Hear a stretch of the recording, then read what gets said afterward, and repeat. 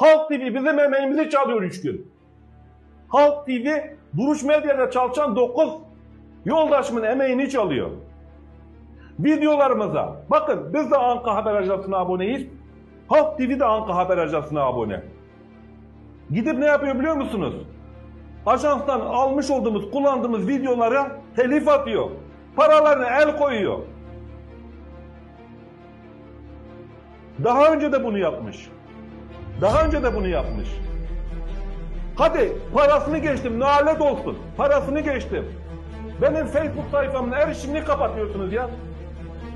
Bu hırsızlığı yaparak benim Facebook sayfamın erişimini kapatıyorsunuz ya. Yazıklar olsun size ya.